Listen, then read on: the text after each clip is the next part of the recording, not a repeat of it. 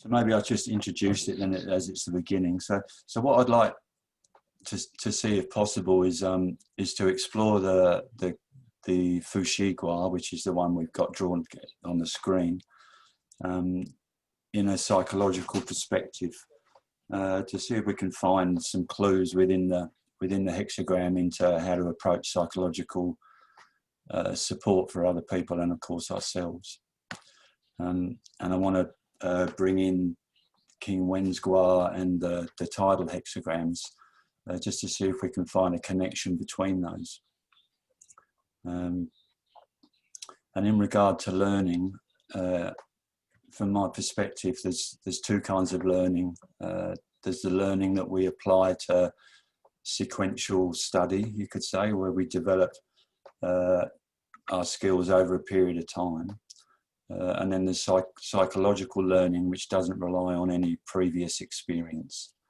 And that's kind of what I'm really interested in, to see if we can find that within the trigrams. So when we're talking about this, I'd like to think that there's no right or wrong in understanding at all about the trigrams. It's more how we relate to them in the moment, you could say, in our experience, and to bring forth, you know, whatever comes up for you during the discussion, to talk openly about it. So it's more of a sharing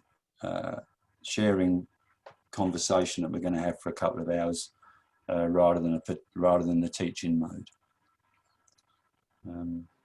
And as I said, in 2012, I started with Dr. Tan, and the first class was it was not in the format that it is now. It was a 4-day course, starting with fundamentals, and then we moved into meridian conversion, and the 12 magic were part of my first training. And I just fell in love with the trigrams. I didn't know anything about them. I've looked at the I Ching before, but it was kind of too vast a subject to really, for me to get any grounding in. And the acupuncture connection to the trigrams I found very, very beneficial in coming to understand the I Ching more. And in the recent study I'm doing with the herbal medicine, it comes from the Fire Spirit School, and that's really what I want to share today as well. They've got some really cool ways of looking at trigrams, in particular and we'll go through that as we go through. So anything you want to share to begin with?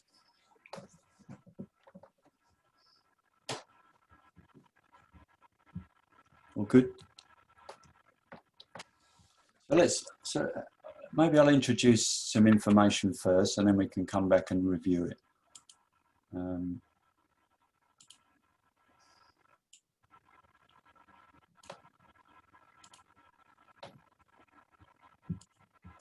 So I'll just read out this couple of pages I've got, and then we can follow from there. And if you're stuck at any stage about trigram names or anything like that, again, just ask as we go. So here we got the two primary trigrams of Qian heaven with the 3 yang lines, and Kun earth with the 3 yin lines. And they're considered to be pre-heaven energetics.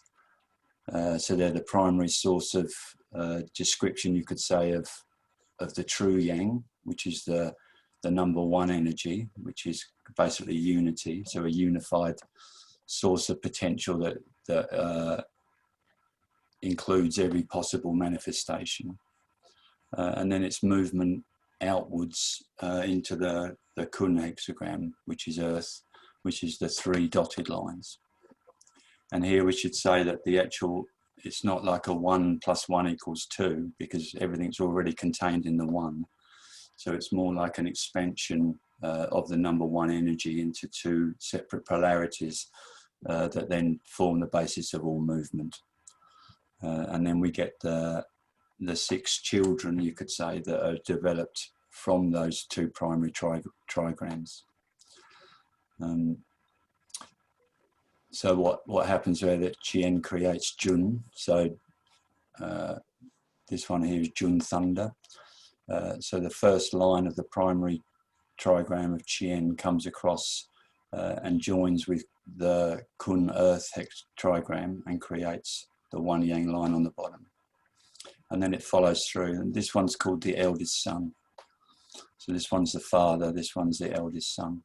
So when the father couples with the mother, the first to be generated is the eldest son.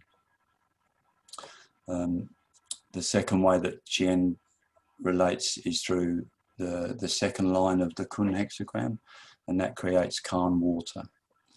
And then the third one's the top line comes across and creates Gun mountain. And we can go through later on, but basically this one relates to wood, this relates to water, and this relates to earth.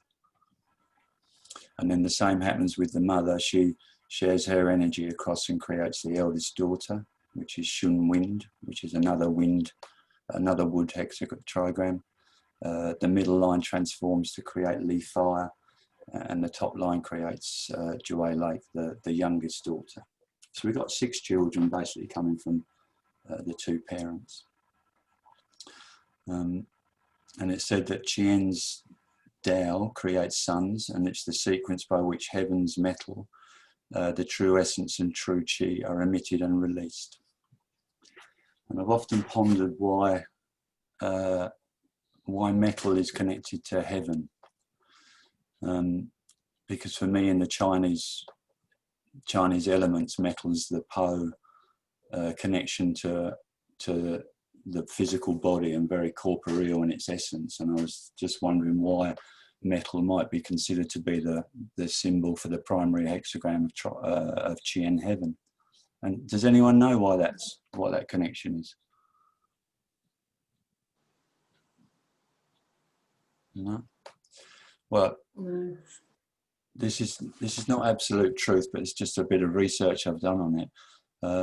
That it's explained that when the energy of the stars, when the star goes supernova, the fallout from that event creates the base metals that are on our planet. Yeah. So the symbolic image that, from what I can understand, is that because also Chien's called the penetrating light. So you could say it's the condensation of the metal aspect of existence that comes from the stars and then transmits that energy through to Earth as a guiding principle, you could say.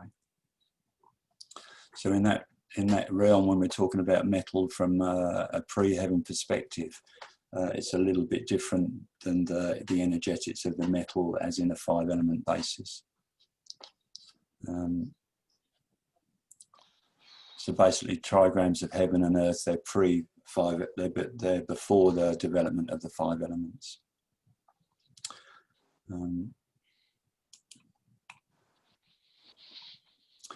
It says that among the 6 children, the eldest and the youngest lean away from heaven and earth's disposition, and only the middle son and daughter receive heaven and earth's correct disposition.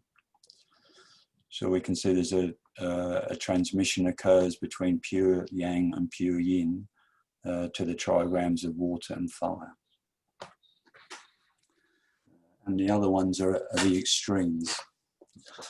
So if we were to look at, let's just get that back up here. So in this sequence of the Fuxi Gua, for example, we've got heaven above, earth below, fire to the left, water to the right, and then the 4 diagonals of the other 4 trigrams. So that's an interesting thing on its own, why water and fire in the Fuxi Gua are actually placed in the central position. Any ideas why that might be? Well, it's life-giving. Yep. I mean, it's the source of all life. Indeed. On Earth. Yeah. Because one of the things because I'm not in the same zone as you, but you know, I get the metal, absolutely get that. It's the source of energy and power. You know, we have a magnetic field that relates to all the other everything else that's going on in space. And it, anyway, I just wonder where the minerals come in. Me too. I'm sorry, I know that sounds a bit weird, but because I see them all together in the same way. All life comes from that. All life comes from it.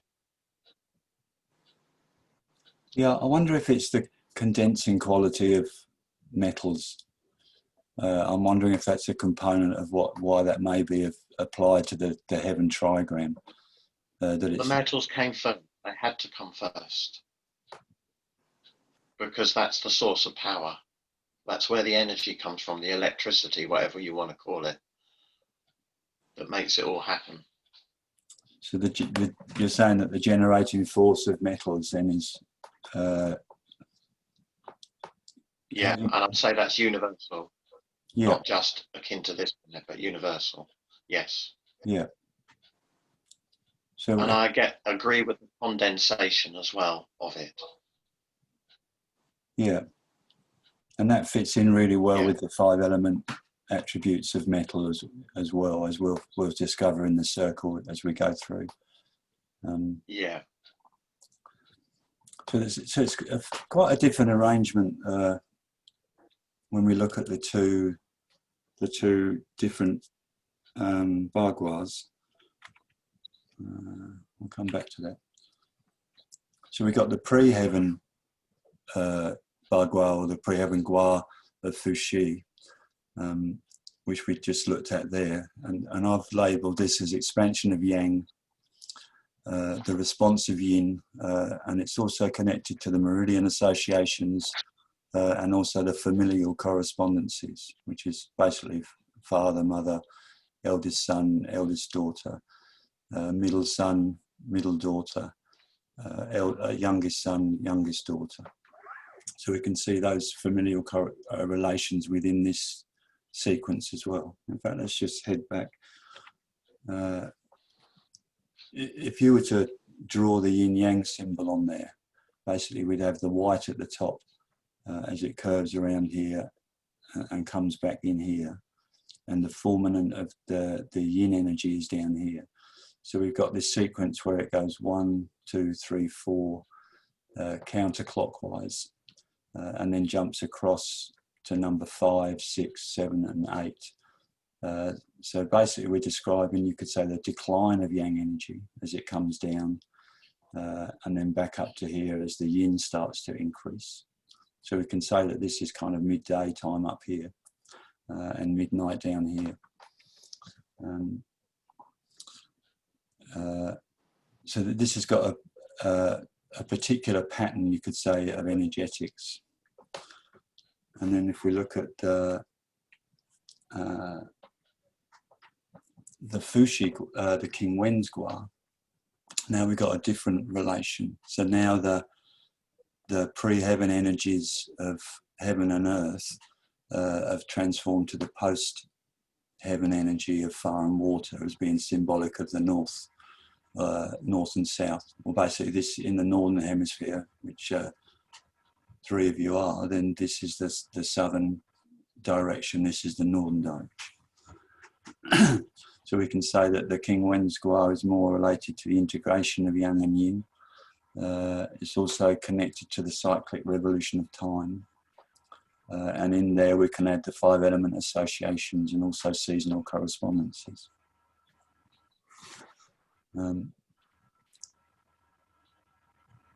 And we'll look at it a little bit in a minute, but basically this central line we know comes from Chien heaven.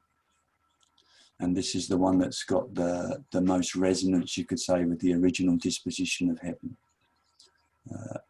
And the same with the leaf fire trigram.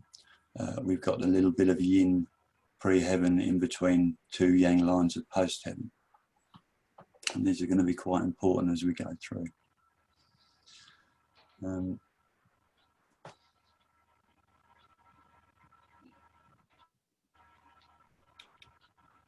And I know when we start something, like I've just said I've been studying herbs, and the teacher, you know, she says, have you got any questions? And of course there's hardly any questions because you don't know what to ask. You know? So, so I understand that. So, you know, like I said that before about the psychological learning, is that there's no authority, you could say, that is proving anything here to be correct. It's just sharing of information that's designed to spark ideas and insights. Yeah, but probably the link between the pre-heaven and post-heaven would be, in human terms, the kind of formation of the collective unconscious, wouldn't it? From beginning to end. So you put the collective unconscious to the what energy? Beginning of time. So the Oh yeah, it has to be. So the pre-heaven, you could say. Yeah, absolutely. So contained within the collective unconscious then is the pure energy, you could say, of these two. Yeah, the blueprint of life, basically. Yeah. Or the matrix, whatever you want to call it. Yeah. So if we were to apply that psychologically then, what, as this one being the most symbolic of heaven, whatever heaven represents, how would you see that collective unconscious showing in individuals, you could say?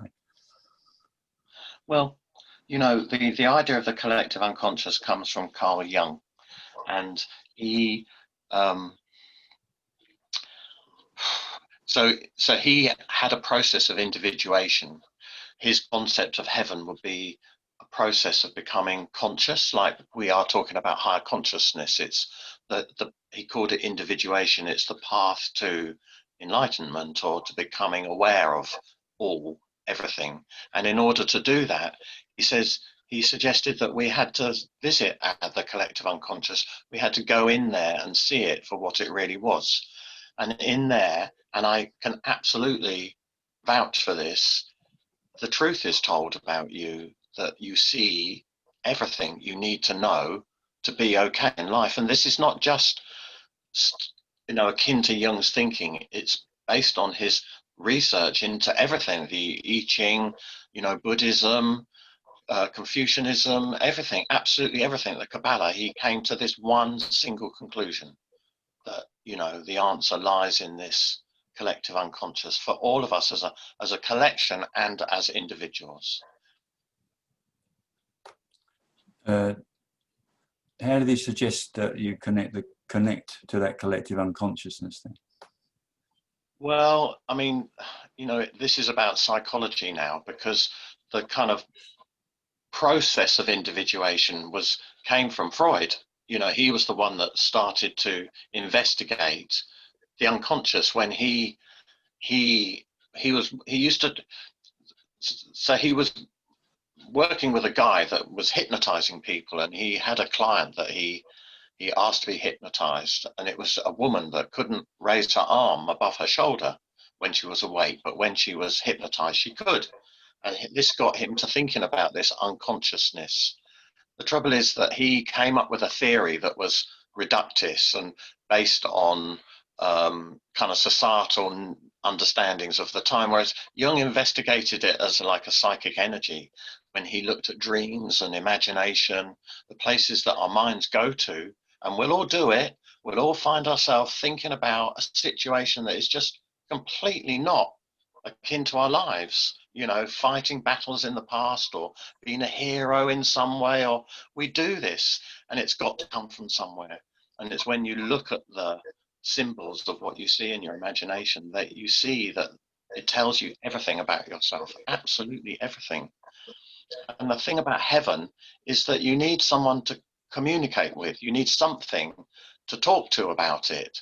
And this concept of heaven, and we have to say, like, God, is that way of communicating with yourself. It sets a model that asks yourself if you live up to that and how you see that. And, you know, in faith, very often that God resides somewhere else, but my understanding is that it just resides in you. It's just turning the lens inside yourself and seeing it.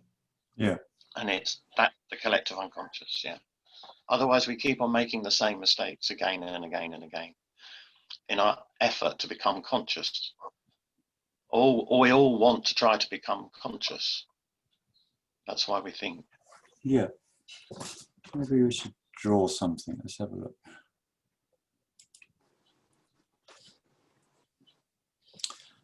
Hopefully we won't need that again. If we just look at from my understanding of the energetics, so in the Chinese creation myth, there's the thing called the Wu Ji, which is the infinite light, you could say. So it's a potential from which all life, all form manifests. And the first manifestation from that is the yang line. And this is called the true yang, which is the simplest way I know how to describe that is unity. So it's a unified force that pervades all that flows on from here, contains what is within this one line, the symbology of what is associated to yang energy. So that precedes the division, you could say. Maybe I should have drawn that over here. So that precedes the division of yin yang, where we get the expansion of the one energy seen through two polarities. And then from that we can create the 4 trigrams. So we basically have the doubling up of the yang combined with the yin. Then we have the doubling up of the yang, and doubling of the yin, and then the yin connected to the yang. So from this origin, you could say. And then this replicates itself, so we get the same energetics basically. So for this side, this is all yang energy, and then from the other side we get the 4 yin energy trigrams, starting with Kun Earth, and then it goes to Gun Mountain, and then we have Calm Water and Shun Wind. So just for my Chinese medicine colleagues, so basically we could say that these two are greater yang, and they're related to metal.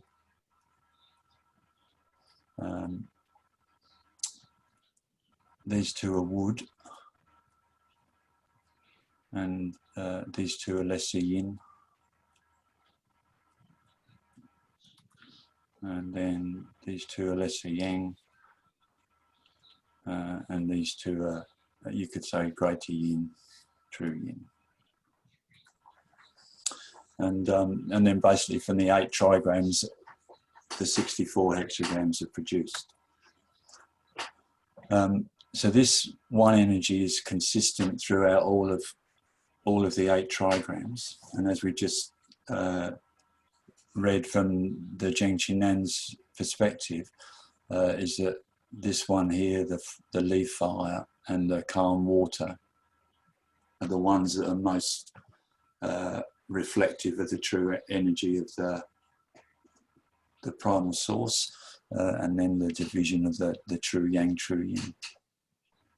So when it comes to psychology, from my understanding, that this is the origin energy that persists, which may or may not connect to collective unconsciousness, because I don't fully understand that, Mark. That's why I'm saying may. So this is... homeopathy, we call it the vital principle, the vital force. So it's just energy. It's just pure energy. Yeah. So we could say that this is also intention, or unity. And this is a firm and straight energetic, combined with the soft and responsive energetic. And then they give birth to 8 children that manifest different qualities of this original unification.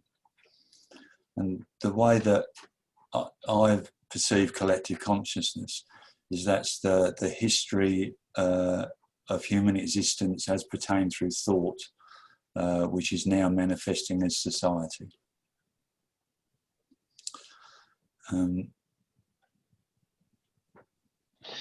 Not just in thought.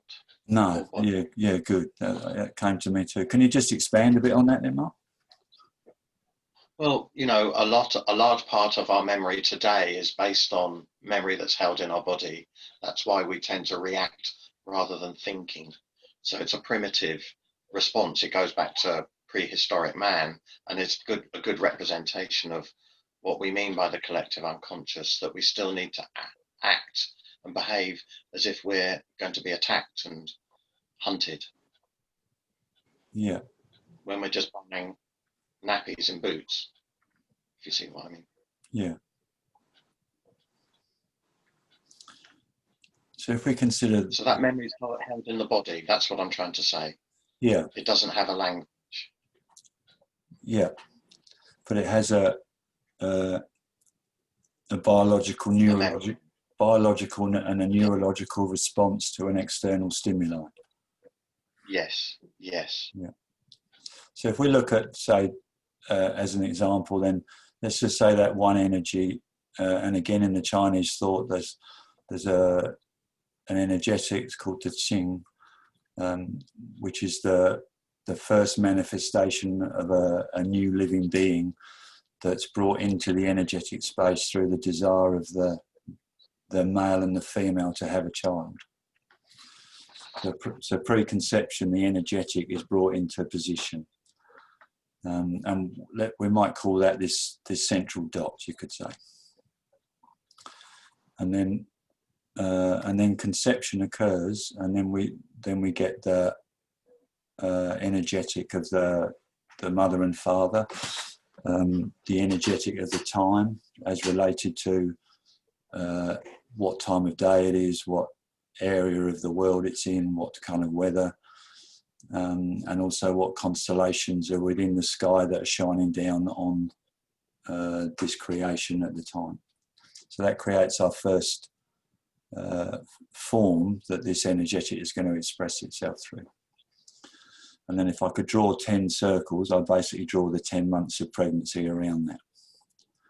So you can imagine that this central energy is formulated through the 10 different months, which go through the 10 of the 12 meridians in sequence, developing the characteristics of those meridians through each month of pregnancy. So let's just say we got that space there. And then we get the birth experiences, which is the movement from a blood-breathing, dynamically connected relationship with the mother to an air-breathing, independent being that comes through at the birth experience. So here again, we get the timing of the birth experience, the emotional relation, the emotional disposition of the mother, and the environment and type of way that the birth process occurs. So that creates another layer. And my understanding also is that the neural development within the baby is like a mishmash soup, you could say. So the actual neurons within the brain are disconnected in the way that we know neural pathways to be in an adult, waiting to create new pathways in their world, in how to operate in their world. Would you concur with that, Mark? Well, yes. I mean, the whole thing in my life is to highlight the problems of environmental provision for children. Yeah. Even in circumstances where we think it's okay, we don't really have a full understanding of what growing up is and what children need in order to be whole and balanced. And that is, in my mind, the only way that we will get a balanced, compassionate society, if we do that. Yeah, my understanding too.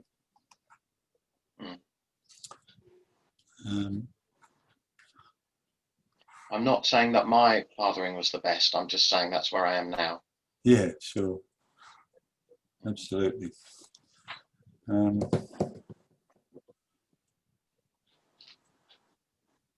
What do you think about that?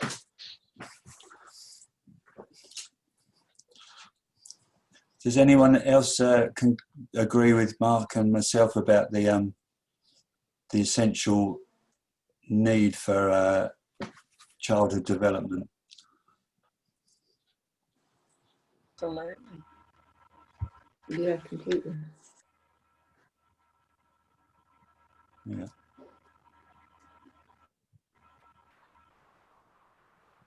Ding dong. I'm just looking for some notes somewhere.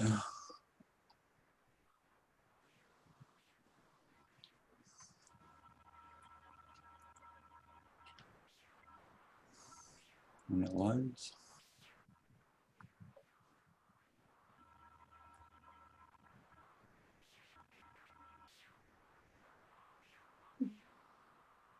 Did you get that?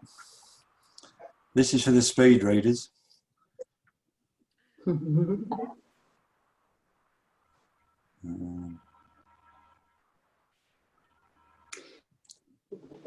Johan is very much involved in the college I studied at. Yeah, you was at East Grinstead. Yeah, he studied with Van Buren, which is, you know, that's the college that I studied at. Yeah, I thought that was East Grinstead, yeah? Yeah, yeah. So Mark, I grew up in East Grinstead. Yeah. Oh, really? Yeah. I grew up in a place called Turner's Hill, a little village just outside East Grinstead. Which place? It's called Turner's Hill. Okay. It was just a little village just outside East Grinstead, yeah. Yes, yes. I grew up there.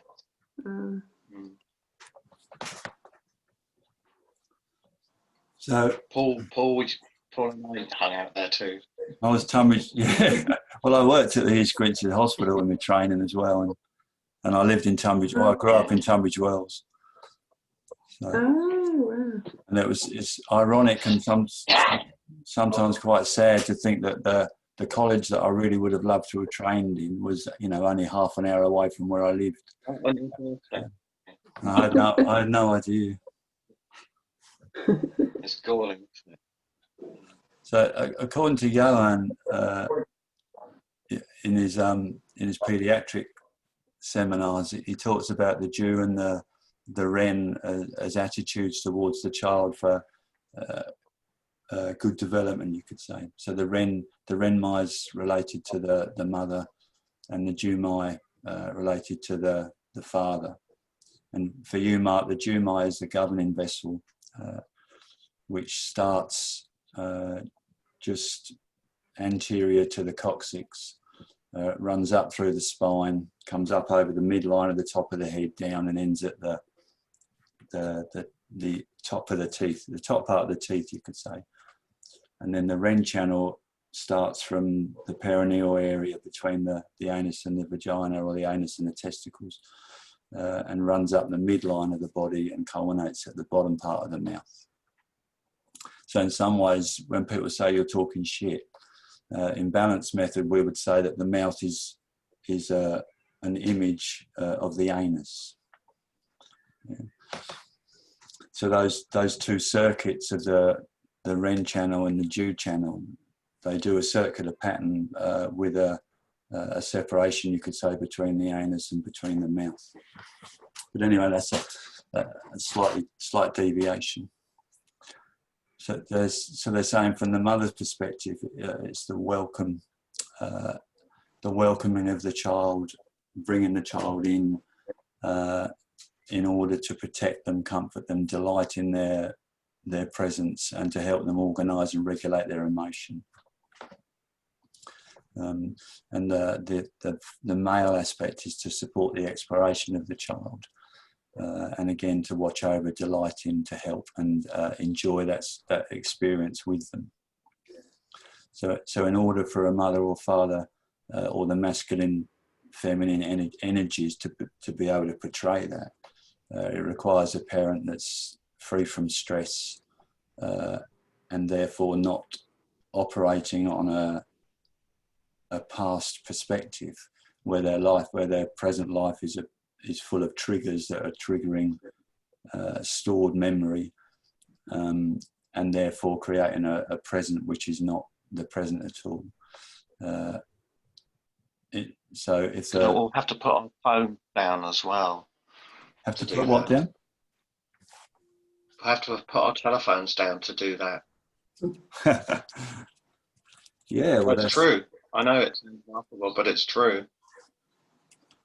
Yeah, and again, that's reflective, isn't it, of the societal energetics. Environment. Yeah, the distracted nature, that's showing up in a lot of people these days. The disconnectedness from the present moment into some form of satisfaction or pleasure. Yeah. Well, the roof of the mouth thing you were talking about, was it Dumay? Yeah. It starts in the roof of the mouth and then travels. So this area is really, really important in newborn babies. Yeah. It's a thing that it's probably the earliest form, trigger for the earliest form of memory. As we've mentioned this, the way the infant breastfeeds and rolls the nipple on the roof of their mouth, and this triggers off responses. It tells them when they're full. It engages their memory in looking, scanning, awareness to touch and everything, just from this simple reflex on the roof of the mouth. And that's the first thing that happens at birth and carries on from there.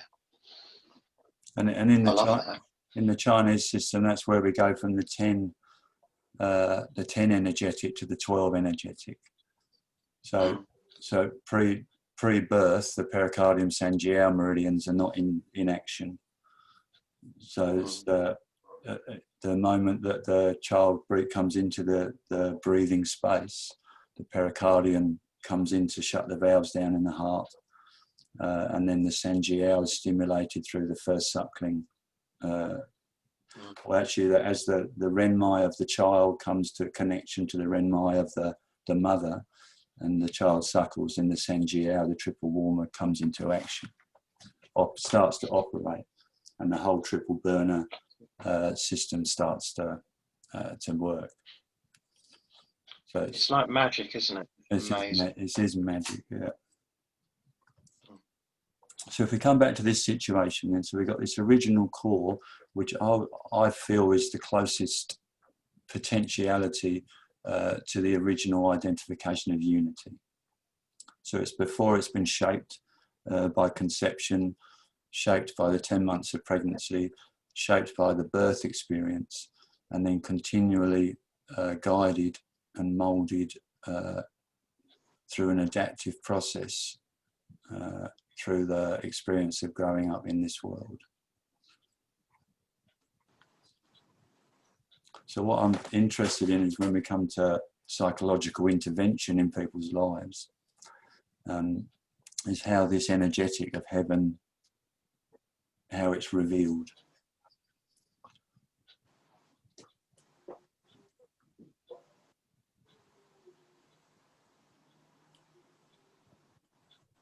Oops.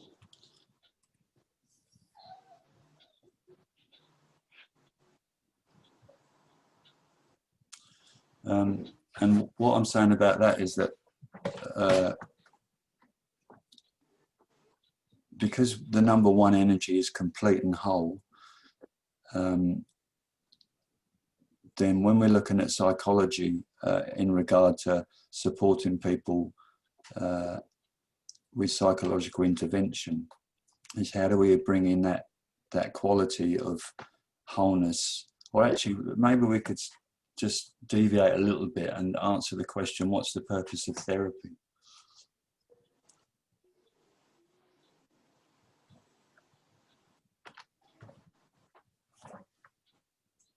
What do you think the purpose of therapy is? In any therapy? But it's just a way to help somebody become conscious of their world. It's what I've said about heaven. When we had a collective conscious of faith in any way whatsoever, that was a way of becoming conscious of yourself. And so therapy really replaces that. That's why we have such an increased need for it, because people don't have anywhere to talk, no one to talk to anymore at a level that they need it.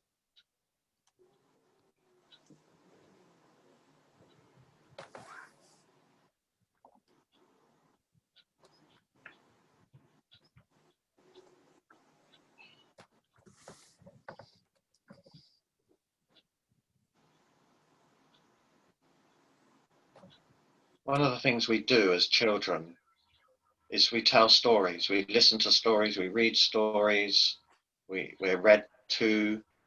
Every event that happens is a story. I'm listening to my grandson running around, and it's just a running commentary of everything that goes on in his life, and it needs to go somewhere. When we grow up and we become adapted to whatever it is, we lose that ability. Some people are lucky, they find partners that they can do that, and they have the children and they invest in those children, but we're not encouraged to do that. We're encouraged to be traders or whatever, and we don't get to connect with ourselves anymore.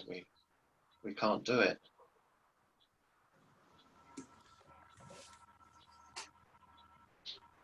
Anybody else got any other ideas of what's the purpose of therapy? Talking about psychology, Paul? Psychology, yeah, but let's stick with psychology instead of confusing it too much. Yeah.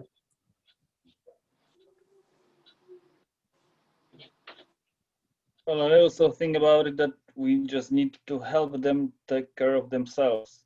Like, therapy is only a step, but they should continue by having the ability to help themselves. You know what I mean? Yeah. Okay, yeah. so it needs to take that out.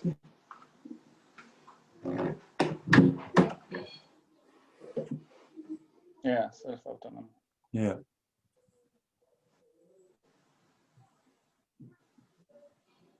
Because sometimes they're stuck in different situations. Sometimes it's pain, sometimes psychological, and they just cannot get out of this circle of repeated thoughts. So helping them get out of it is one of the aim. Yeah. I would be really happy to achieve. Yeah, okay.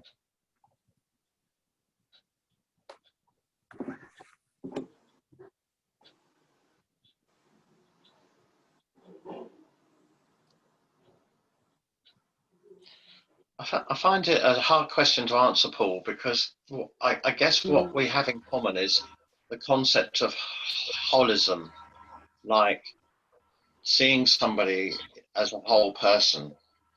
And we live, the problem with our culture is that we have a very solution-focused approach, when really a lot of the time it's about relationships. It's about an inability to have relationships, and it takes a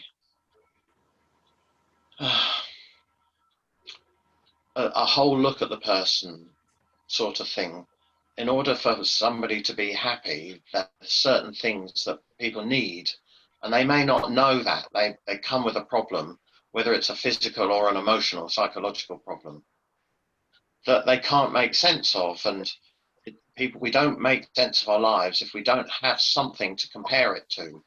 And that usually is someone or something else. And it's helping bridge the gap, allowing somebody to understand what it is they actually need. So often the problem isn't known to the person, and it takes a degree of connection, understanding, empathy, and probably intuition. Particularly in psychology, you need to be able to feel what's happening to the person regardless of what they're saying to you. And that is a representation of the difficulty, just not being conscious, aware of yourself as an individual, to see that we're just brought up to fit in to a way of life, like work and money and all that sort of stuff, which doesn't really cater for the soul, what's important to that person. If you don't have the right environment to bring that out of you, it's going to take something therapeutic to help you do that. So often the problem isn't known to the person. It's a state of being that brings them. Yeah. Would that group in with conscious awareness? Well, it all comes to conscious awareness. You know, the things that we know we should do and the things we actually do are very different. Why do we do that? Yeah, good.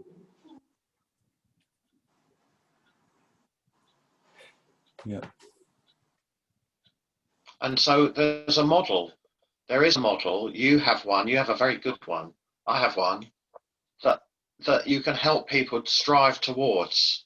It's something that becomes a way of life for that person, not just a fixing of a problem, but how they can adapt themselves to be without constraint and to walk the path that satisfies them, that maintains happiness. That can be from eating to the depth of your relationships. It's a whole person thing. I don't know if therapy is the right word anymore. Yeah, how would you voice that then? How would you say it? I don't know. I sort of describe myself as somebody that focuses on well-being and resilience. How I get that or help somebody get that is multifaceted. I don't have one way of doing it. It depends on that person. If we just bring in, like if we look at the simplicity of this, so if we say this is intent or origin, an origin, and then it moves into lake. So lakes in some of the classics is attributed to a crossroads where there's a water area where people gather to benefit from the water, and in that have communication and connection with each other. And its component, you could say, is joy. And interestingly, it also relates to the mouth. And we could say that the one yin line on the top, which is the top line of the kun trigram. So if we're looking at the bottom line as origin, the 2 is the central state, and the 3rd is the completion. Then the third line is representing an action that's already occurred that's created a response. So with coming from heaven trigram to lake trigram, which both share the double lines of the greater yang, so they're directly connected to greater yang, we have this movement of an intention that expresses or manifests, you could say, the feelings of joy. And the meridian association is heart, pericardium. And if we look at the heaven, that's urinary bladder and gallbladder, which is definitely, we could spend a couple of hours just chatting about those 2 connections and what they mean. And then we come into the fire trigram, which is said to be the balanced state, representing the free heaven energetic of Kun Earth, the balanced state of what Kun Earth is. And here we could say that the fire relates to the Shen, to the spirit, to the residence of the emperor, to all of those qualifications. But basically we could see it as expanding expression.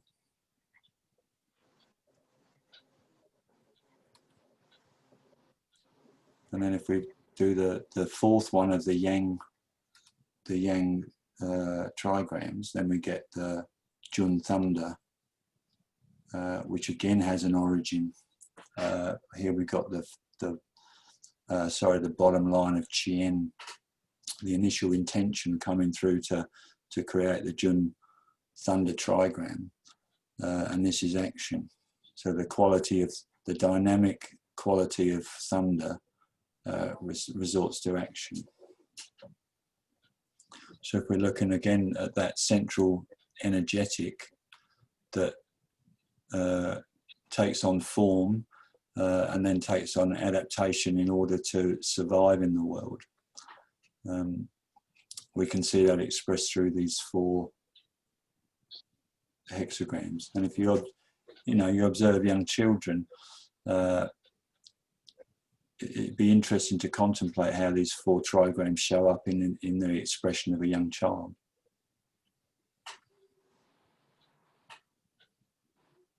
So the initial intention might be to feed, to gain nourishment, and then that nourishment comes through to the center. So if we add the other trigrams as well,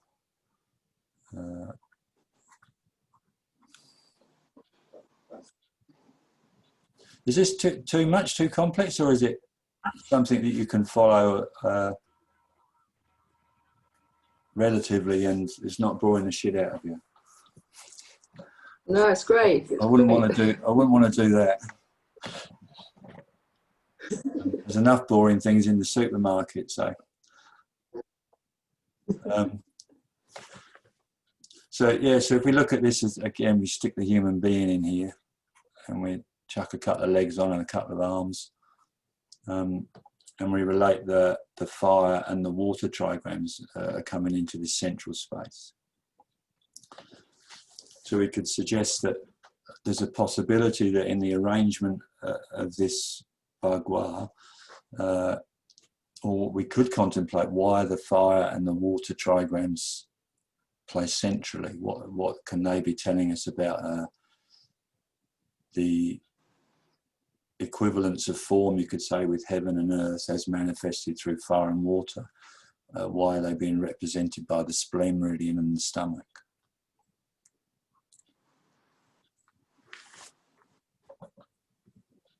The digestive center, you could say. And there's a lot of talk about self-awareness, self-knowledge, self-esteem, self-aggrandizement, self. So there's a concept within the collective consciousness, you could say. And correct me if I'm wrong, Mark. I just like that word, collective consciousness. It's cool. But there's a component in there which identifies a central identity, which is the self. Absolutely spot on. Yeah. Jung had a saying. He said that the ego is how we see ourselves, whereas the self is how we experience ourselves. And to be happy, you have to bring the two together.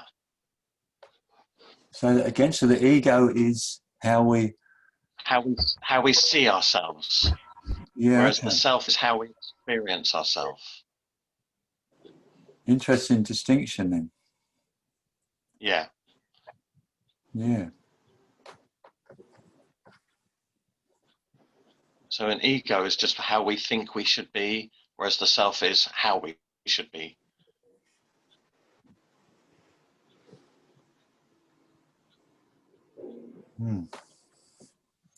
So then, if we're looking at ways that we can support a person, or we're looking at what's the purpose of therapy,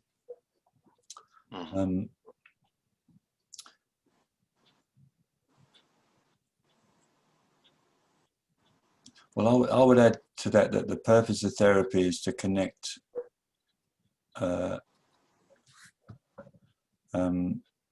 or to help a person, you could say, catch a glimpse of the origin.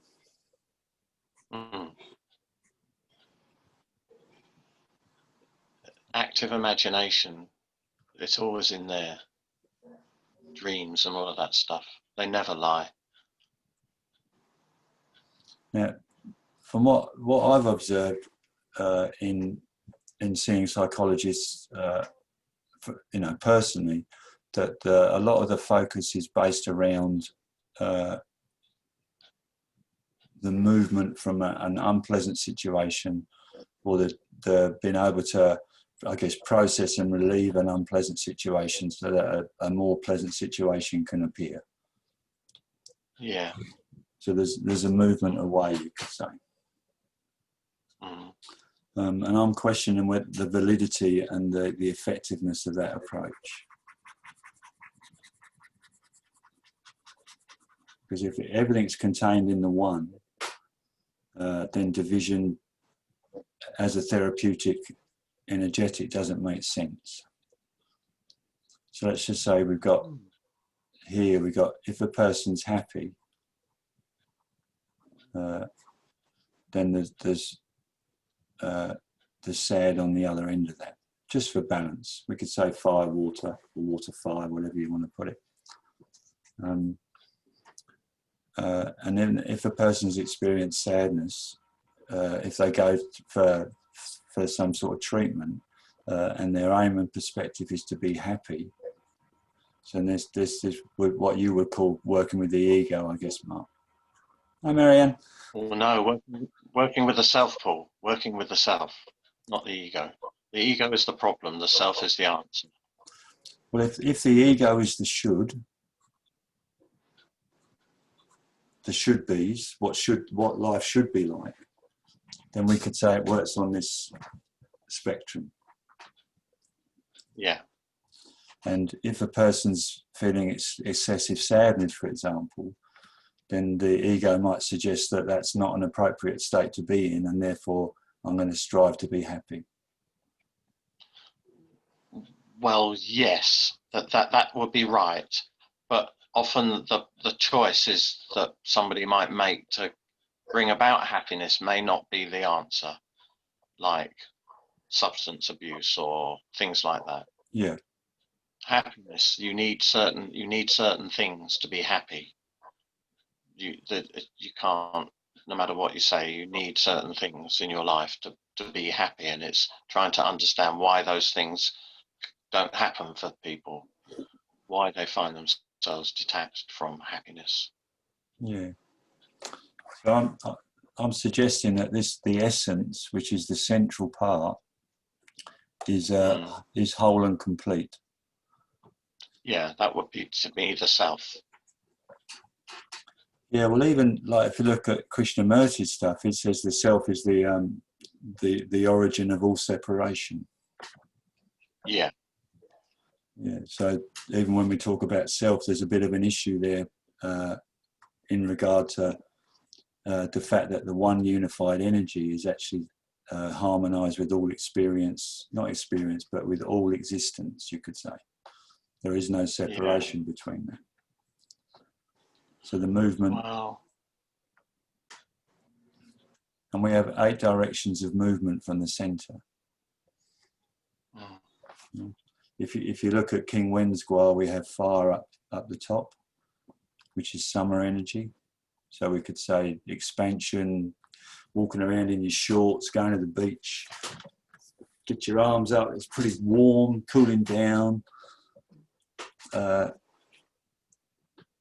Vitality, and then we stick the water down the bottom, and winter, which is rug up, don't move around too much, enjoy the benefits of autumn, socialize, gather, experience, develop the energetic, you could say, for spring, for movement into spring. So we've got the 4 cardinal directions, and then we can chuck in the south, southeast, southwest, northeast, northwest, etc., which are different variations. So this one, which is not harmoniously in balance, but it is dynamic action. Dynamic action. So we could say that's the Jun Thunder trigram. Oh no, sorry, not in this one. Well, actually, that's really interesting in King Wens Gua, because the hexagram that relates to there is standing still. It's the mountain. Sorry to confuse you a little bit, but so there is a space. There is a space between the water trigram and the dynamic action of Jun Thunder, which sits in spring here. Which is actually a level of earth. So it's said that for fire and water to be able to move, they first of all need to penetrate earth, or need to create earth, which is one of the reasons why I think the earth trigrams are on this diagonal axis in the King Wens Gua.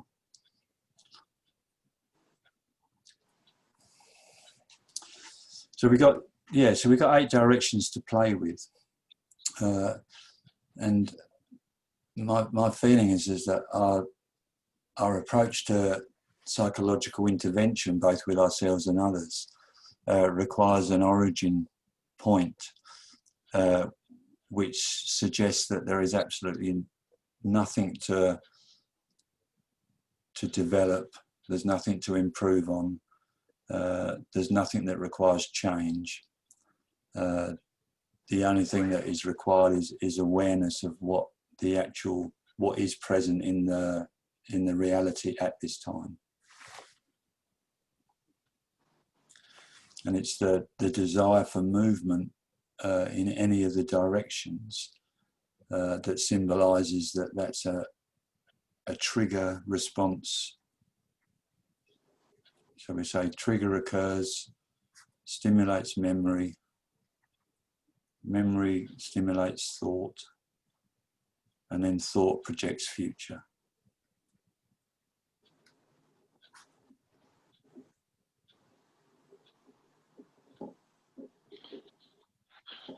If we go back to what you were saying about the number one, where everything's contained within the one, Yeah. then what we can acknowledge is that there's already some predisposition. There is an inherited predisposition to be drawn to one of those directions, and how that direction can be influenced by the environmental provision. Absolutely, yeah. So, yeah, I just wanted to say that. Yeah.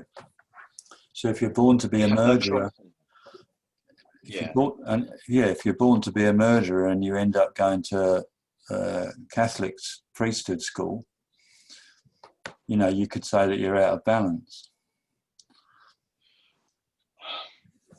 I don't know if we can be specific, like saying a murderer. What we can say is to be angry or to be fearful, and they are predispositions. It doesn't necessarily mean it will happen.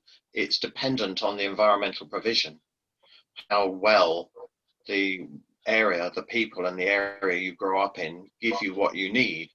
And then often a predisposition won't be triggered. It's just a set of tools or information we already have that may influence how we understand ourselves. Yeah. And if you might better help me out, Nicola, but with the same in the stems and branches, is that people are born in a year where they have a yearly stem and a branch, which is their essential chi. You could say their essential energy, which gives characteristics. But am I right in thinking that that's not a fixed state? It's not a permanent state. It can actually, a person can move. Yeah, yeah, that's correct. Just because you might have what we would consider to be a strength or a weakness in a particular organ, it doesn't mean that would necessarily occur. Yes, it's very much environmentally controlled. Yeah. Okay. And also dependent on the energies, obviously through time as well, and what's happening out there in the macrocosm will affect what's happening also at a microcosmic level. Yeah. I completely agree with you, Nicola. So we could say then that the essence, that central spark,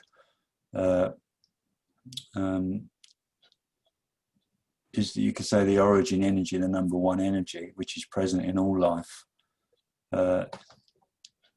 and is the aspect that actually gets covered over due to the worldly experience, and helps to create. Can I ask a question? Yeah, sure. Would that, what you're talking about, be electricity?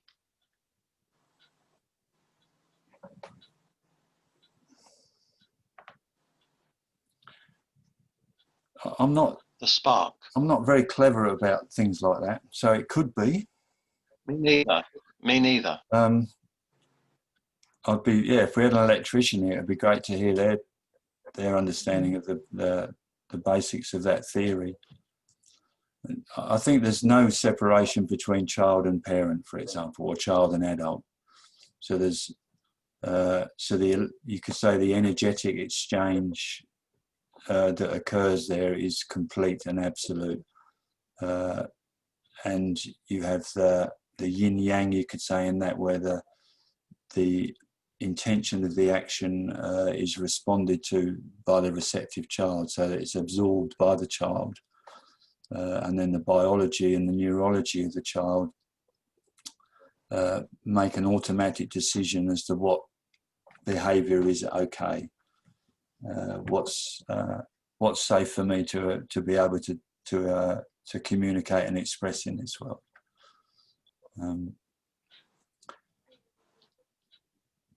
The electricity to me feels there must be a positive and negative pole, and then I'm not sure how that interacts to create power, but I guess there must be a gap somewhere, that there's a generative force between those polarities that creates a third energy, which is then action and creation, basically. So that's Chinese, I'll be right back. Yep. So 1 creates 2, 2 creates 3, and then 3 creates the 10,000 things.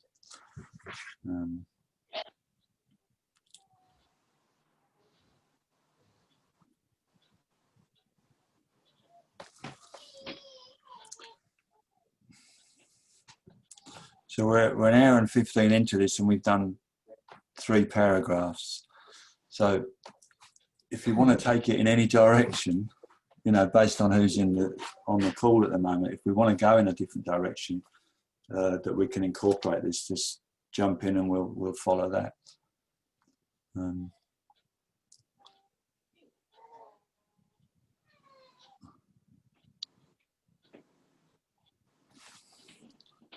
So we've got here, man receives heaven and earth's upright chi, and then he is born. So that, again, we can look at the 1, the 2, and the 3 as generative qualities.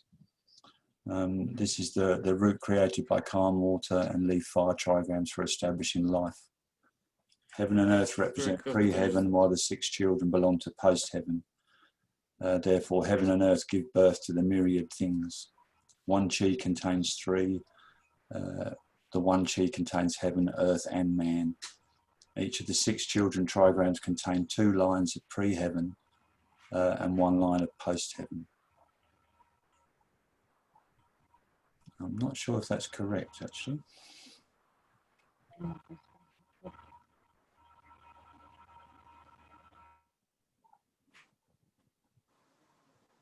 I would say it's the other way around, that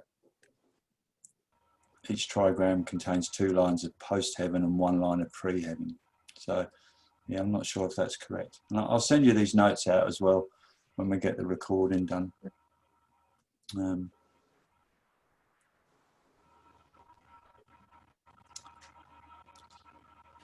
So the Khan trigram then is water. It connects to the yin and the blood and the kidneys. The 1 yang in the middle is the true yang, the yang of pre-heaven. So this is when the middle line of Chien heaven came across to create Khan water out of the earth trigram. So water's nature is to flow downwards. True yang, the dragon, also dives downwards, and its nature is peaceful humility. Heaven gives birth to 1, to water 1. So if ever you see this written, you might already know, but it comes from the He-2 diagram, where we have the water element below. And it often says that the first energetic to be created is water. So the significance of this line is the root of yang is in water. So if the 3 yang lines of heaven trigram inserts its central aspect into calm water, then it's actually suggesting that within water is the ministerial fire, the true yang of the system. So when the yang declines or the yin exceeds, naturally warming will resolve. Okay. The lead trigram is fire, yang and chi, and heart. The middle line is earth, the true yin of kun, the pre-heaven. And here earth's number 2 gives birth to fire. So again, fire's in the south, so the number 2's here. So we have what's called the latent potentials, or the latent energies that are within the 1, 2, 3, 4 and 5 on the inner aspect of the circle. and the accomplished energies are on the outside, so we get 6, 7, 8, 9, and then the 10. And the black dots are considered yin, the white dots are yang. So we get stems and branches from this philosophy. We get the trigrams, feng shui, all of it comes through this one, and the lo shu as well. And because I wanted to discuss the idea of what's the psychological distinction in the Fu Shi Gua, I'm just coming back to this number 1 being the root. So 1 becomes 2 and 2 becomes 1. Each one serves as the root for the other. So we've got basically two fire qualities within the system that are inseparable but don't particularly like connecting. And we could just say one's winter and one's summer. So if we have cold weather in summertime, then you could say that there's a movement away from polarity. And then here we get, therefore, at the time of Qi, the first branch, which is gallbladder in water, the first yang launches, stirring true water upward to interact with the heart. And we're going to look at a diagram about that in a sec. Or maybe I got it here. Okay. So this is the 12 tidal hexagrams. So people that are interested in working with the trigrams, I encourage you to draw the Fu Shi Gua, the King Wen Gua, and the tidal hexagrams every day until they're in your head. Until you can, without having to refer to a chart, you can just, as soon as you've got an energetic appears on the body somewhere, you've got 3 components that you can compare to get a trigram movement, which then will become relative to hexagram use in treatments. So this is the branch of C. So it's midwinter solstice. Gallbladder, we know, is 11 p.m. to 1 a.m. in the morning. And here we get the 1 yang line being birthed from the Kun hexagram, coming in to move the energetics. And here we have to lay over the King Wen's Gua to know that water is in this area as well. And it's the true yang line within the water trigram that is launching this activity into action.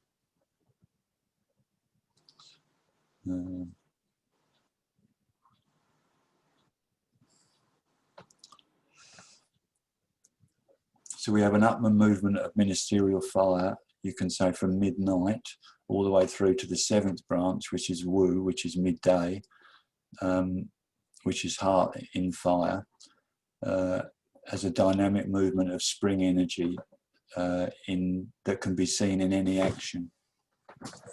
So the person that, say, wakes at 5 o'clock, leaps out of bed, has a glass of water, goes for a run, comes home, has a shower, plays with the kids, goes to work, has a great day, you could say that morning energy is working pretty well.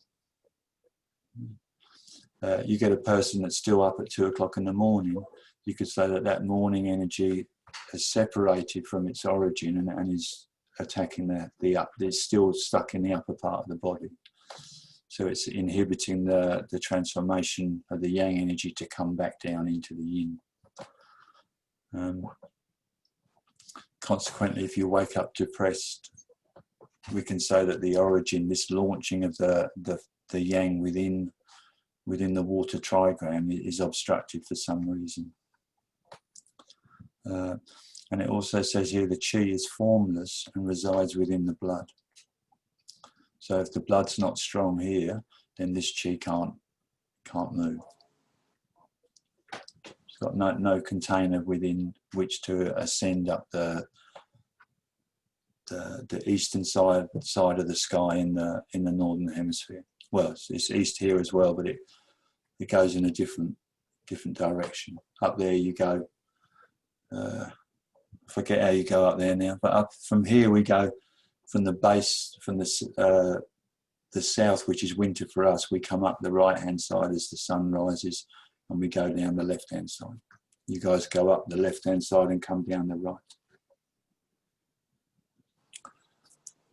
Now, is that a difficult picture to get? If you're facing north or south, yeah. Yeah, because I have done one of those things where I prepared it earlier and done a little diagram for you to make it a bit easier to see. So what it's talking about there, which is, I just think is a really beautiful way of looking at it, is that this water trigram, which has got the one line of pre-heaven of Chien and two lines of post-heaven, you could say, of earth. And I would say post-heaven is related to time and is definitely in psychological perspective. Time is the aspect of psychological imbalance. It's a component of psychological imbalance, or a potential for all psychological imbalance, I would say, is related to time. So this activation of here brings in through the trigram of earth. So again, we need to have a substance in which to create movement from. And in King Wens, because it's just the external circumstances affecting the person, the trigrams are read from the outside inwards. So this one up here might look the same as Dway Lake, but it's actually Shun Wind, because the bottom line is here. We've got this dynamic movement of energy comes up through the spring energy of Jun Thunder, the dynamic growth that occurs at the early part of existence, you could say, as the seed inside gets the direction to move and to grow. And then the Shun Wind is the perseverance and gentleness of the continued growth. And there's a fellow called Jim Rowan that he used to say, have you ever seen a tree that only grows half as big as it could have done? Which kind of means that any other form of nature grows to its maximum potential. And it's perhaps only human beings that don't do that. Or they have the perception that they don't do that.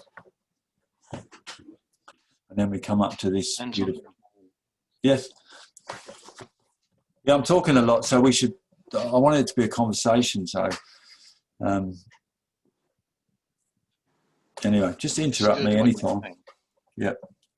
Can I tell you about this book that I read? Yeah. So this is where I get the idea of electricity from. And it's by a guy called Daniel Keown, who is a graduate of the Chinese Medicine and Acupuncture University, and he studied along somebody called Wang Juyi in Beijing, and he lives in Tunbridge Wells, and he's written this book called The Spark in the Machine. And what it's saying is, he's asked the question, what is the electricity that flows in our bodies? And then he talks about how children regrow fingers and primitive animals' entire limbs, do qi and acupuncture channels really exist? And then he tries to explain this sort of thing. And this is where the concept of electricity, the spark, the thing that makes it all going, he goes back to the original manifestation of a material planet, to the concept of conception, that it takes a spark of electricity to make that happen. And it's a kind of thing. That's kind of why I was bringing it up. Yeah.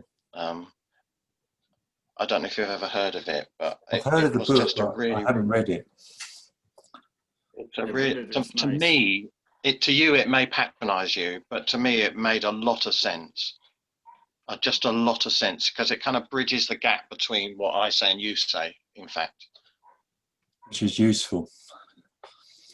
Yeah. It's a pity you haven't read it. And we could say that bridges the electricity. Yeah.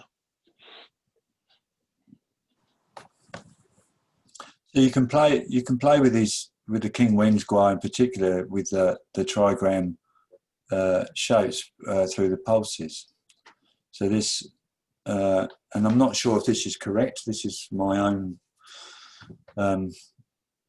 reasoning, but I'm sure it's somewhere in the classics. And I haven't read a lot of the classics, so I'm not a good one to state this has come from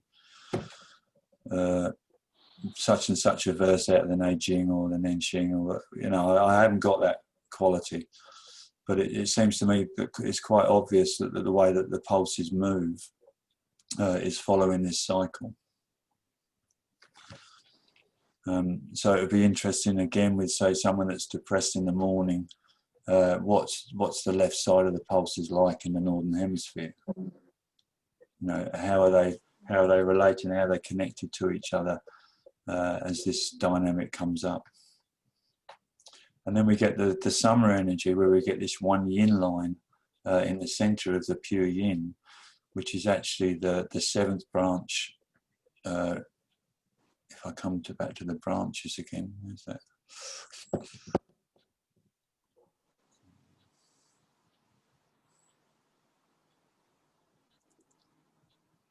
So we've got this one here, and then the seventh branch is the branch of Wu, which is heart,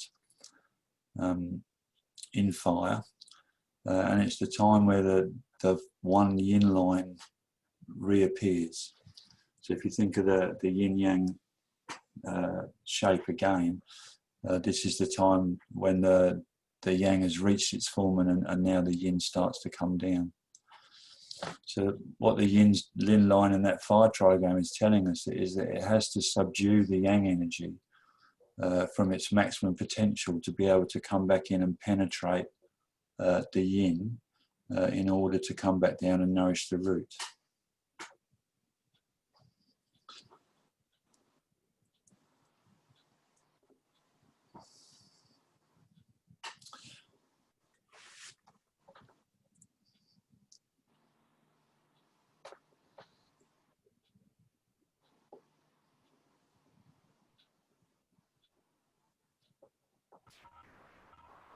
Which I'm not quite sure what else to say about that.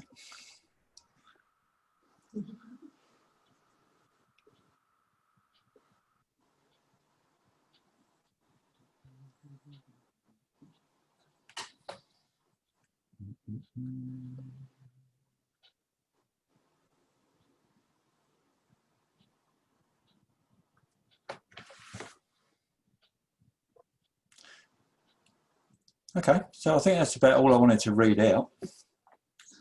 And we've got 30 minutes before I go and have something to eat. And if we just get the drawing board up, then we can just go on questions and what actually, maybe for you, I think we've got there's 3 people here that are guests of our group that might want to, the reason why you came and what you're looking to get from this sort of discussion, and we could follow on from there.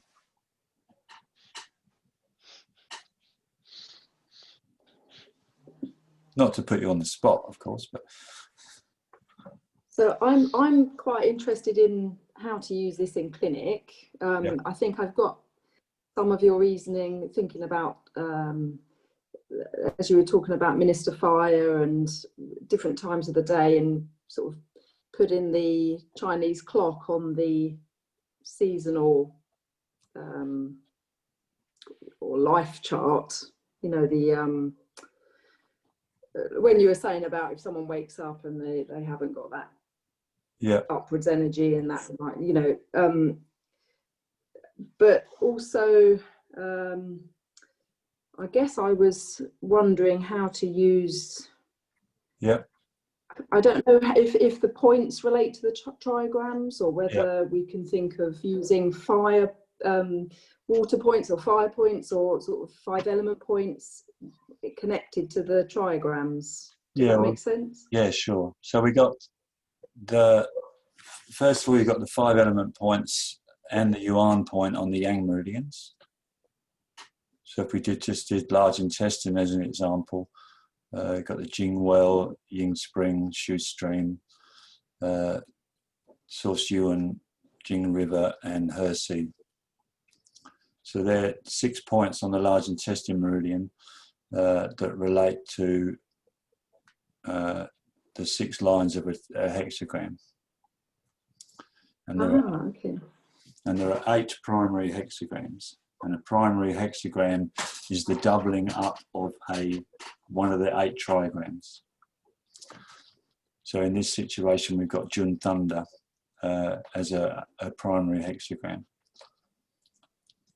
So in the Fuxi, the urinary bladder, gallbladder are attributed to heaven because it's the most yang, you could say, of all of the trigrams.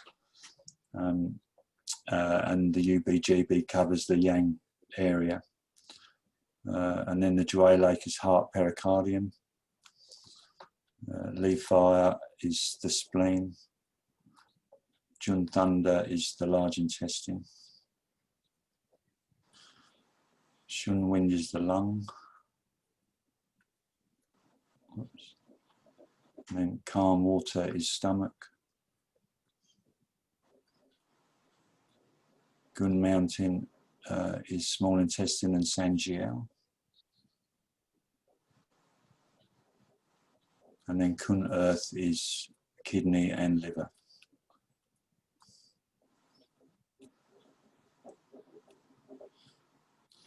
So for a bit of homework for yourself then, just make up a chart of the yin meridians with, if we just give you an example for the kidney.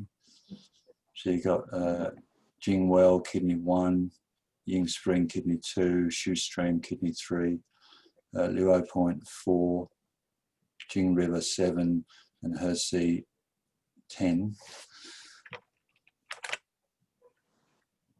Again, we got 6 points, and the primary hexagram of the kidney would be 6 yin lines.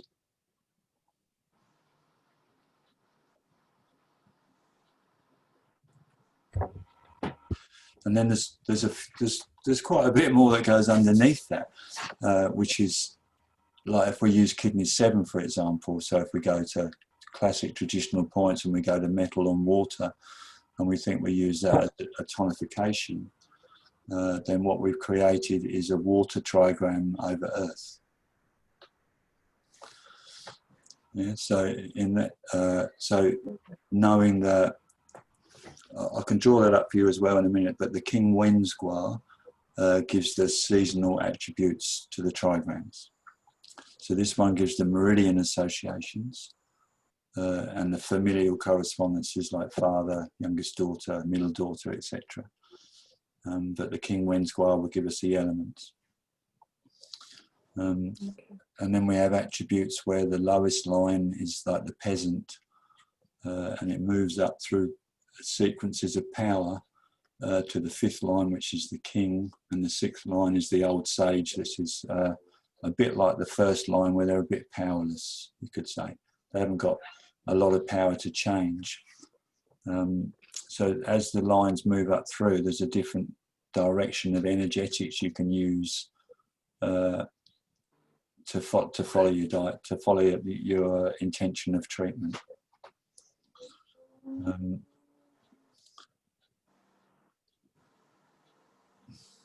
So in this situation, you could look at it as water over earth is a reverse Kerr cycle.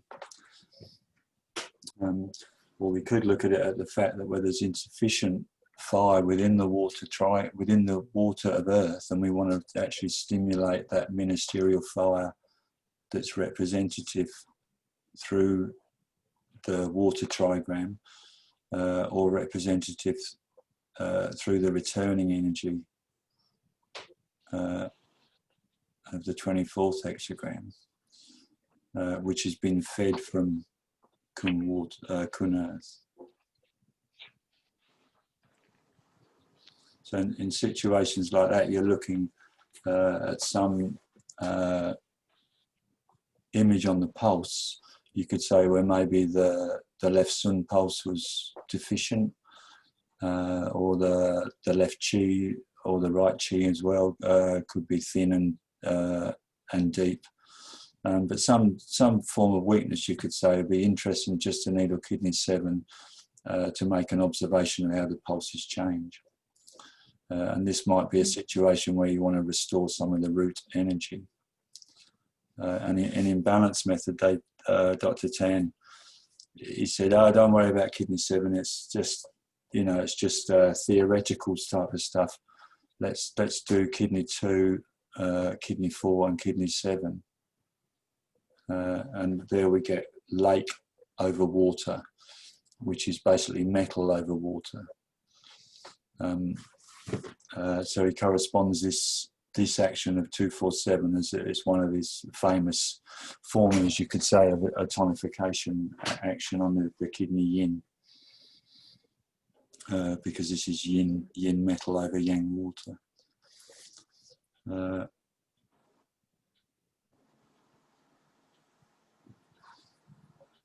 So yeah, so you get your meridian association, double your trigrams up and get your 8 primary hexagrams, connect those to the points, and I'll give you an example of a treatment I did today on a friend of mine. He had a, well, he got, are you there, Jules?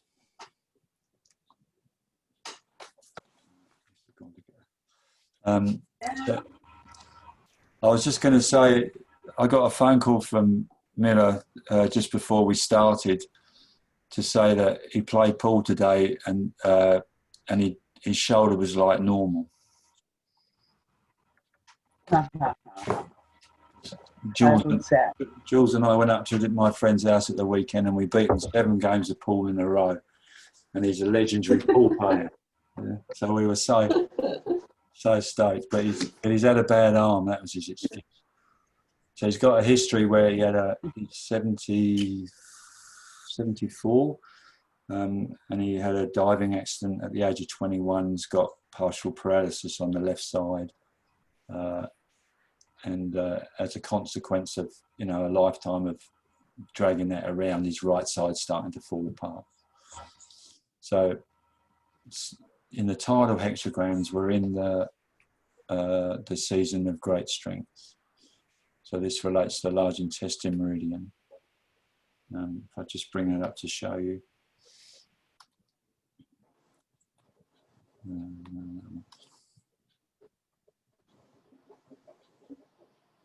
So we're in this attribute here. So we've got 4 yang lines underneath 2 yin lines, which relates to the colon or the large intestine, and his pain primarily is on the large intestine meridian. It was the whole upper arm, but after a few treatments, it focused in on large intestine 15. And then if we look opposite to that, we have kidney, which is the opposite polarity of this one. So instead of 4 yang lines, we have 4 yin lines, and the 2 yin lines have been replaced by the 2 yang. And if we notice their placement on the circle, this is the ascending energy of the ministerial fire through the spring or the morning, and the descending energy of the emperor fire within the heart as it's pulled down into the body. And you could say this is the energetic of rain. You know, if ever you've been watering your garden manually for a while and you see this growth occurring and then it rains and then you observe the growth, you know what kind of energy is contained within rainwater. You know, so it's a whole different perspective on quality of energetics that come in through the rain. And we can say that that energetic within the rain is the fire, the emperor fire quality within the fire trigram at the top that's coming back in to nourish. So the I can't pronounce the name of time acupuncture when it's Zerwulu something or like that. Does anyone know what that pronunciation is? When you do it when points are open according to time? No. Anyway, today, so the points, I treated them at 12 midday, and the points opened between 11 and 1 p.m. with small intestine 3, Sanjiao 4, and UB64. And one of the difficulties with treating him is that as soon as you put needles in him, he starts to spasm. And so I've restricted my treatment to mainly his left arm in the last few days, and he's still got quite a bit of spasm there, but not as severe as what his legs do. And I was thinking, what's the way that I could possibly connect the energetics of the open points with the energetics of the tidal hexagram and its counterpart on the other side of the circle. And my aim was to see if I can create some form of movement within the whole that might reduce the spasming. So small intestine 3 is obviously a command point for the dew channel. And when you look at the small intestine points, we have small intestine 1, 2, 3, 4, 5, and 8 to go in line with the small intestine primary hexagram, which is Gun Mountain over Gun Mountain.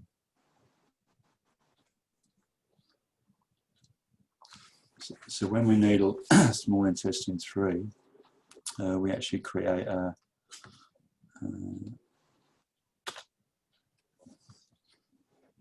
yin line. So when you put a needle in to the use of a trigram or a hexagram, the needling of it either makes a yin line into a yang line or a yang line into a yin line. So needling small intestine 3, we've now created the trigram of falling apart. And I thought, well, I don't know if I want him to fall apart really. And one of the symptoms that goes with his right arm pain is swelling and heat in his right hand, and in particular a lot of pain around the wrist. And it had completely gone from the yang channels on the wrist, on the back of the hand, but it was still showing up on the middle of the hand. And I was a bit concerned because I've been giving him aconite, and I'm just concerned that I'm stimulating too much fire in him. Anyway, so I did small intestine 5 as well, which creates this hexagram, which is the one up here related to kidney. For you guys on the west side of the circle, so they're condensing. And then on this side, I did heart 7 and heart 4. So that if we think of the primary hexagram of the heart,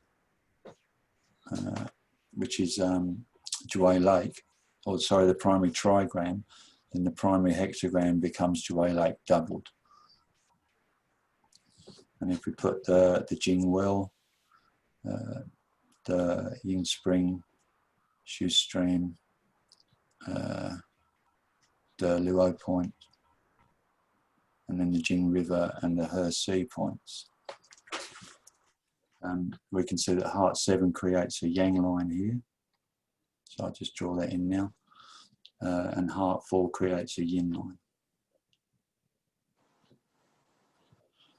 Which basically is the hexagram of great strength, which is we're almost out of that now, but we're toward the end of that in the yearly cycle. Sanjiao 4 is just too irresistible because it's on the wrist. It's the yuan point of the Sanjiao. It's balancing his wrist pain on the other side, and it's also an open point. And I checked UB64 on his foot, and it was extremely sensitive, so I needed that as well. And then here we did kidney 10, kidney 7 and kidney 10, and large intestine 5 and 11. So this is it gets fun, and again, when all this stuff's sort of in your head, it's not quite so difficult. So you just get and to work with this off of a 2-hour video, if you can do that, Nicola, then I'd love to hear back from you, because there's a hell of a lot. This is fabulous. This is just what I wanted to hear about. This is absolutely brilliant. Yeah. So if you look at the large intestine primary trigram again, which is Jun Thunder, and this comes from Fuxi, we double it up to get the the primary hexagram, and then we put the points next to it that relate to the 5 element and the source yuan.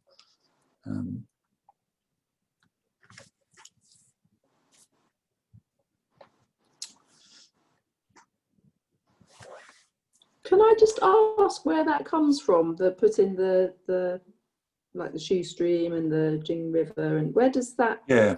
How do you know to relate that to those levels of the hexagram? Yeah. Well, I got it from Dr. Tan, and Okay. I think it's fairly new from what I can understand. There's another doctor called Chao Chen, who wrote some books in the 70s. And I think a lot of the balance method was inspired by his work. And I'm not sure, I don't know anything else about the origin of the connection of these points to the hexagrams. Okay. But it kind of makes sense to me. It makes sense to use the 5 element points in particular. And I guess the yuan of the yang channels and the luo of the yin channels are movement and opening. So I would think that would be the reasoning why they're placed in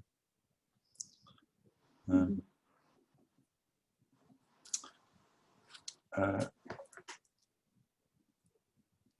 Another thing that's, if we look at just the shape of this hexagram here, and we go back to the tidals in a moment, and the shape of this hexagram.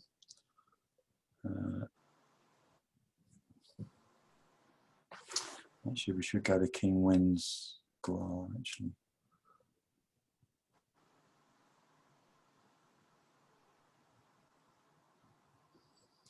So if we look at King Wens Gua, and this is why I love putting the systems together, because what you've got with the heaven trigram underneath, underneath wood trigram, is you've got a shift from the Tai Yin area, you could say, of the latter afternoon, as it brings the energy into the Xiao Yin and then back up to the Jui Yin. This combination is working both sides of it, which I think is a rather nice energetic. And then the other one, which has got the Kun Earth underneath Shun Wind, you've got the energetic on the other side of Fire trigram. And he's quite inquisitive, my friend, and he said to me, well, tell me why you did that today, because it was quite different what I've been doing the last few days. And I explained to him that I wanted to see if we could get a relaxation in the spasms, which did occur. He was much more relaxed during his treatment. And also I wanted to just to test to see if we could get a flow through this circuit and to see what happened. And, you know, from what is reported back this afternoon anyway, he's got a nice response so far. And whether that's particularly related to that trigram arrangement and how I perceive it, I'm not sure. You'd have to do much more experimentation with that to see how valid that is. Because it could be simply the fact that you're doing a balance correspondence, you could say, that is actually bringing about the change. And if you and what I mean by balance correspondence, which probably Marianne could talk about quite well. Well, actually, let's just delete that lot. So if you look at the human body on an arm, you could say, let me just do this. So if we look at shoulder, elbow, wrist, and this person's wearing gloves, by the way, and they had an injury to their thumb a few years ago. So, but if you look at this correspondence, we could say this is upper jiao, this is middle jiao, this is lower jiao. and this is some of your classical acupuncture. And what Dr. Tan says, I don't know if it's his invention on his own, but that's where I got it from, is that you can also reverse that image around to make this lower GL, this is still middle GL, and this is upper GL. And this also wrist relates to ankle. And because you can reverse it, it also relates to shoulder, to hip, and to shoulder. Amanda Jan is saying about that is that it's embryological. Sorry, man, that was a bit quiet. You know, the book that Mark was referring to, he talks about that, you know, the way that is, it's because the way the embryo develops, basically. Yeah, okay. Okay. You know, so the top is always the top and the bottom. Well, not exactly, because it expands out as well, but it's due to an embryological development, really. That's why you see. Yeah, okay. Yeah, how the embryo develops. Yeah, I'll have to read that book. Yeah. You say it out loud. I'm really struggling to hear. I can't hear anything. Oh, really? Sorry. I'm just oh, hello. I'm struggling a little bit with my my computer here, and I can't even see you now. That's better. That's better. Yeah, well, I can see you. Oh well, good. I can't even see you anymore. I don't know. I just tried to put the volume up, and I can't see anyone anymore. But basically, it's yeah, it's like the because the top is always the top and the bottom is the bottom, but it how the cell divides and expands, but then it divides and it starts folding as well. Yeah, and that's, yeah, it does. So that's how we got to well, to the meridians, really, channels. Yeah. Yeah. Have you ever heard of the ECIWO? No. I could see again, but it's just There's some really terrible videos out of China that talk about it, but what they actually talk about is the that patterning as well. You know, how it's all in nature as well. So if you get a tree that's sort of shaped like this, then the leaf on the tree is also going to be shaped like that. Yeah. Now, if you get a tree that's shaped kind of like this, then the leaf on a tree is also going to be shaped in a similar way to the pattern of the whole tree. So there's holographic representations of the whole in many different parts. You know, which is why we have auricular and face, nose, foot, you know, hand, different types of acupuncture that treat the whole system because of that correspondences. And the other component is that usually with this that we again, the classical stuff say you use the identical chi, they call it, which is the through the 6 conformations. So basically, if you have a large intestine issue or an issue on the large intestine meridian, then you go to the opposite side large intestine or opposite side stomach, because they are the same chi. Their chi is identical. And so if you have large intestine shoulder pain, then you can needle opposite side large intestine 5, for example, or stomach 41 on the foot, and more connected around where the points are painful rather than the actual point, more like the Ashik response. So this fellow, he had pain initially in between large intestine and Sanjiao meridian on the right arm, all the way to the elbow, where he could hardly lift his arm at all. And he said he was very grateful for the treatment because he woke up this morning before everyone else did, and his arm was good enough that he could get himself dressed and get the fire going. He said otherwise he would have been. Oh, wow. Yeah. That's brilliant. Yeah. So he can put his clothes on again, which is cool.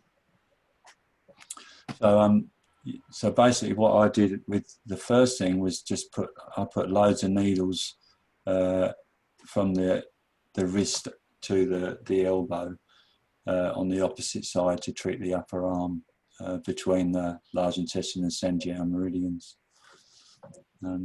which is the, if you look at balance method, what sorry, I'd love to be able to pronounce Polish, but what Michal said about his training with Delphine and Si Yuan. If you're interested in looking at further training anyway, Delphine Anand from France, and I'm not sure where Paul Wang lives, but they run a Si Yuan training in balance method, which is pretty bloody awesome.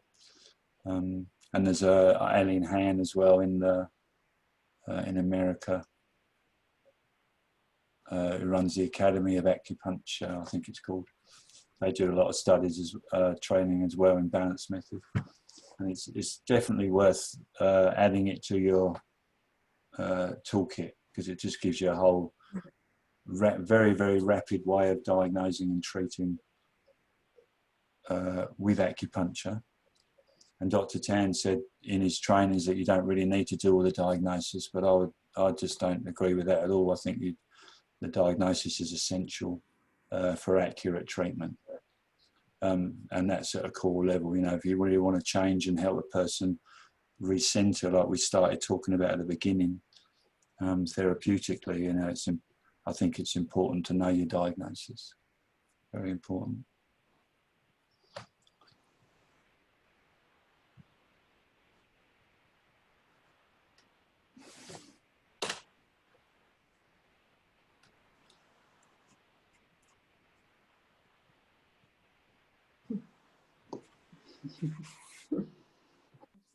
Hey, Mark.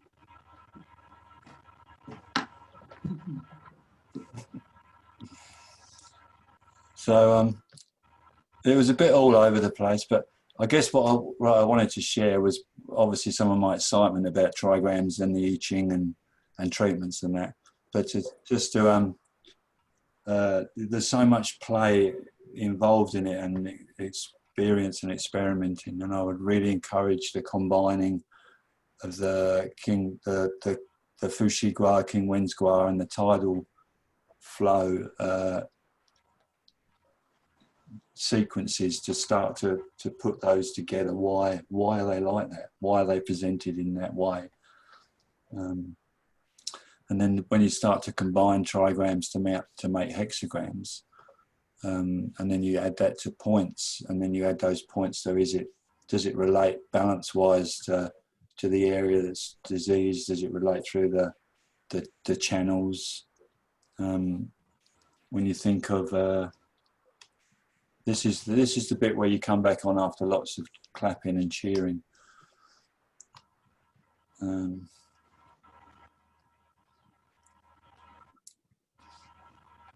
And then when you start to think of this cyclic flow of energy through the day, and how where the symptoms appear, if you've got dry lips, tidal fever, constipation, we know that's a Yang Ming type syndrome. But what's happening here? What's occurring within the fire here that's the Yang Ming's not allowing for this energy to come down and penetrate? Or is it that the Tai Yin's so bogged up that the Yang Ming's got no ability to move down, and therefore its fire must flare upwards, which is a separation of energies, which is going to bring Yang Ming dryness with Tai Yin dampness, for example. And how can we use the opposite side to help to move stagnant energy, which is particularly the tidal hexagrams, I think show that possibility in treatments very well. Any last comments, questions?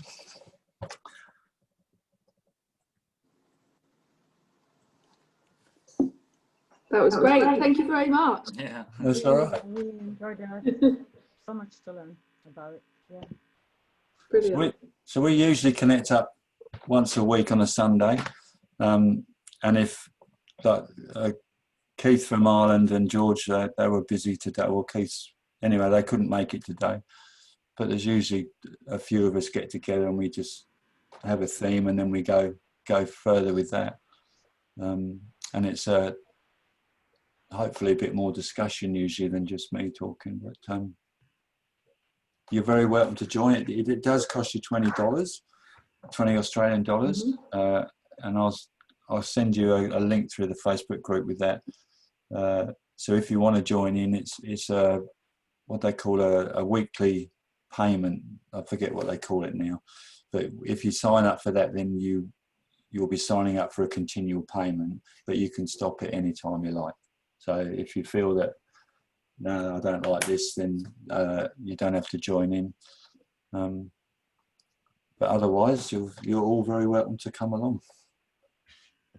Thanks. We enjoyed it. Thank you. Cool. And I'll send you the video out in the notes. See you all. Bye. Thank you. Bye. Okay. Bye.